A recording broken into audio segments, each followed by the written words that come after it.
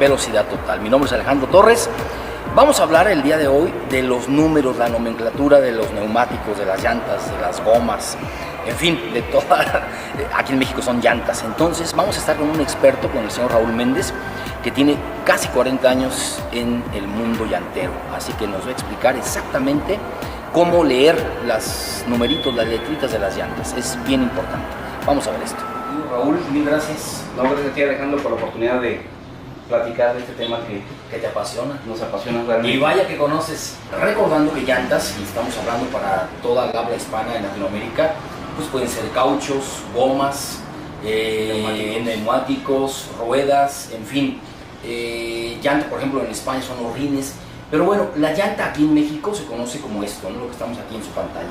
Y Raúl, platícanos, explícanos qué significan los numeritos que vienen aquí, porque hay mucha confusión para los televidentes. Claro que sí, con gusto, Alejandro. Mira, vamos a encontrar las nomenclaturas compuestas primeramente por 3 dígitos generalmente. Sí. Esto nos indican 255 milímetros de ancho de la llanta, que es de costado a costado o de cara a cara, no es de piso. El 35 nos indica que es la altura de perfil. Sí. Y es el 35% de 255.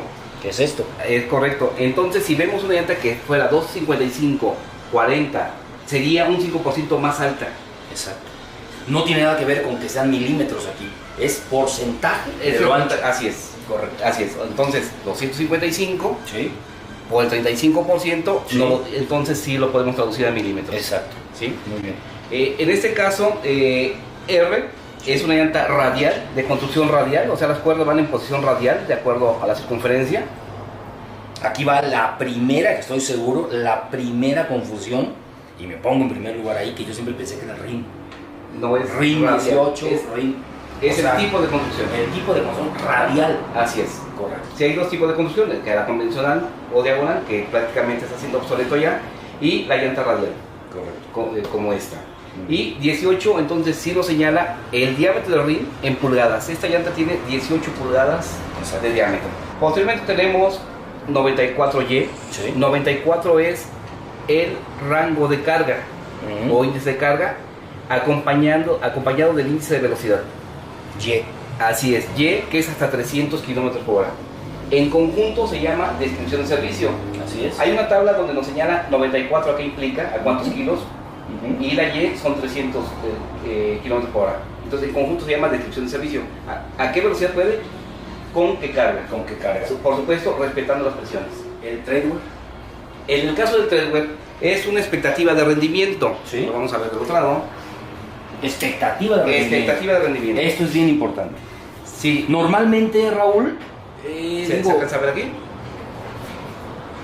Ahí está, correcto. En este caso son 320. ¿Qué ibas a comentar, Alejandro? Que normalmente tenemos pensado que el treadwear es la dureza del hule. ¿Es correcto? Sí, tiene que ver con la dureza. Sin embargo, hay lo siguiente. Mucha gente piensa que la dureza del hule implica la falta de flexibilidad de la llanta. No, eso no es. La llanta está hecha, haz de cuenta, simula mucho el cuerpo humano.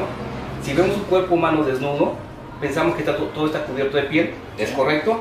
Sin embargo, los tejidos que tenemos en la palma es diferente al que tenemos en la mejilla o al dorso de la mano.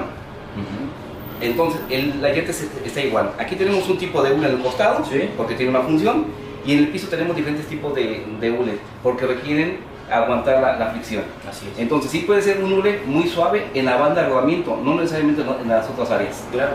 ¿Sí? Una anotación, y yo sé que hay muchos suscriptores que les gustan las carreras de autos. Normalmente la llanta de competencia es muy dura de aquí. Así es. Y muy suave del piso. Exactamente, entonces con eso me está dando la razón. Sí.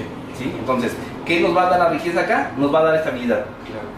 Control. ¿Qué nos va a dar el piso? Agarra, tracción. Y consecuentemente se va muy rápido. Así es. Mientras más bajo sea el treadwear, el rendimiento se va reduciendo.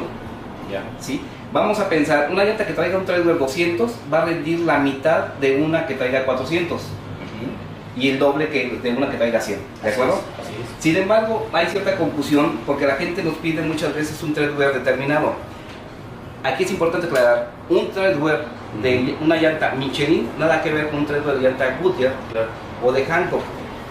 No es comparable entre diferentes marcas. Son parámetros de la fabricación de por cada marca, llanta, por marca, así es. Y entonces, ¿por qué digo expectativa de rendimiento? Porque si traes una marca determinada con 100 de treadwear y compras una de 200 de la misma marca, te va a rendir el doble. Correcto. Pero también hay lo siguiente, de acuerdo a tus hábitos de manejo. Claro. No porque a ti te rinda 100.000 kilómetros, implica que a otra persona le rindan los mismos 100.000 kilómetros. Claro, si tú eres más brusco para manejar, vas Así. a gastar más en neumáticos y va a durar menos. Es correcto. Hábito de manejo y la aplicación. No es lo mismo carreteras abrasivas que ciudad. Entonces, expectativa de rendimiento solamente. El treadwear. Muy bien. Así es. Lo que es tracción A, AA, ¿esto cómo está? Ok. Si la tracción es la capacidad de frenado de la llanta Ahí está muy bien. en línea recta en piso mojado. Mientras más corto es su frenado, le van dando un valor mayor, que es AA, Sí. A, B y hasta C. Correcto. Que tiene que ver con la cuestión de los zules, por supuesto. Entonces, una llanta de altas prestaciones o de alta velocidad requiere una tracción mínimo de A y si es posible AA como es este caso. Muy bien. Pero es la capacidad de frenado en piso mojado en línea recta. En línea recta. Y eso se va a traducir justamente en el desempeño en cualquier condición. Otra pregunta importante, ¿la llanta o el caucho, la goma, tiene fecha de caducidad? Bueno, la llanta es un producto no biodegradable y pasa más de un siglo para que comience a degenerarse. Sí. Sin embargo, la llanta cuando está en intemperie alcanza a ser afectada justamente por ese mismo ámbito. Humedad, sol. Humedad, sol y, cuidado, orina de perro. Sí. Bueno, así es, o bien hasta el detergente cuando no es biodegradable. Eso va mermando por mucho su capacidad elástica, la va envejeciendo y le va generando un tono grisáceo o bien cuarteaduras múltiples. Entonces, hablar de que una llanta caduque, estaríamos hablando de una llanta de más de 10 años bajo condiciones de En condiciones que estás comentando. Así es. Sí, pero la llanta como tal no caduca. Lo que caduca en ocasiones son las garantías por polémicas. ¿Qué otra cosa importante habría que decir de las llantas? Pues yo te comentaría la cuestión de la temperatura. La temperatura. Generalmente dicen que temperatura A es porque la llanta aguanta mucho calor. No, la llanta tiene capacidad de disipación de calor. Disipación de calor. Correctísimo. Sí. Y después tenemos temperatura B y temperatura C. En función a qué va esto, justamente a esa capacidad de disipación. Sí. Pero también una llanta de altas prestaciones genera mayor fricción, como consecuencia se traduce esto en calor. Entonces los compuestos de los zules deben de disipar el calor. El principal enemigo de la llanta es el calor. La hace vulnerable, le genera desgastes irregulares. Es más, puede llegar un momento en que con exceso de calor pudiera detonar. Así es. Y esto obviamente la llanta debe de tener su presión correcta. Ah, por supuesto, si la vida de la llanta, Depende de la presión. así es. Pero vamos, por eso, el principal enemigo de la llanta es el calor. Sí. La vida de la llanta es la presión. Claro. Queremos- A baja presión, mucho calor. A baja presión, mucho calor porque generamos más fricción y más flexión. Claro. Y entonces generamos presiones mentirosas. ¿Sí? O sea, sabemos que hay dilatación de las moléculas, entonces de aquí a Acapulco vemos que las llantas suben, Sí. pero es una presión mentirosa. Temporal además. Se nos está Y caliente. así es. Y entonces, ¿qué pasa? Finalmente la llanta se fatiga, como cuando un globo le pones aire, se lo sacas, Sí. le vuelves a poner, llega un momento que se deforma. Bueno, la llanta tiene mucho más resistencia que eso, pero Sí. finalmente puede tener una fatiga de armazón.